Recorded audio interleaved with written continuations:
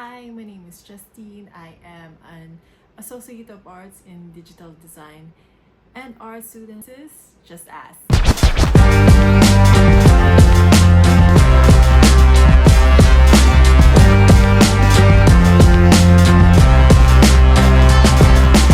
This video is a reflection piece as well as a requirement for my MMS100 class, Introduction to Multimedia Studies. So let's get into it.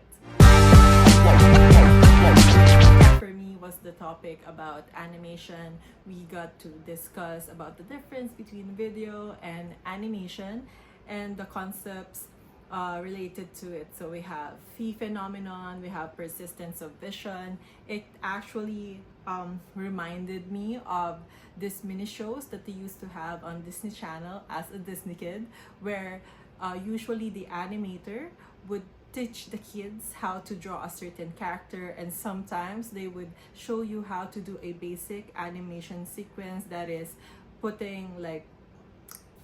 drawing one thing on a piece of paper. Like for example, we have here the first one is the opened eyes and the second was the closed eyes, and then they teach you this trick where you fold the paper and then you do a motion like this where you unfurl the paper so that you can see the character like opening or closing their eyes. So I guess this also goes to show how no matter how technologically advanced we are now, we have 3D animations, we have higher frame rates, higher beat rates, perception still plays a vital role in consuming or watching animation and video. I think my greatest skill that I have gained so far is my knowledge of the terminology and my understanding of the vocabulary used in multimedia. You know how different industries, they have different jargons, they have different slangs, and they may use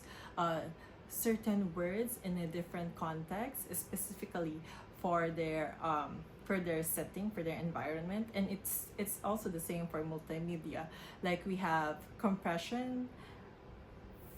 By definition, compression is putting something smaller, right? And then in a social setting, for example, when we're taking a photo, we tell people to compress, to tell them to move in closer so that everyone fits in the frame. And personally for me, my knowledge of compression was just turning a large file into a smaller file, so that it takes up less storage space. But here in Multimedia Studies, I learned that compression for images or for video, even for audio, or for these modalities, it talks about the loss of some data.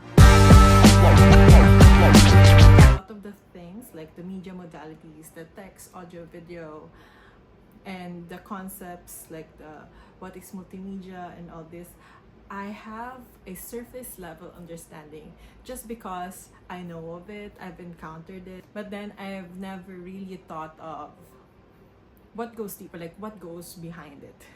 I have been given a sort of deeper understanding, okay, this is how the pixels work and this is how they are able to display this image on my screen, or this is what happens when we try to change the aspect ratio of a video, or what happens when I play my music.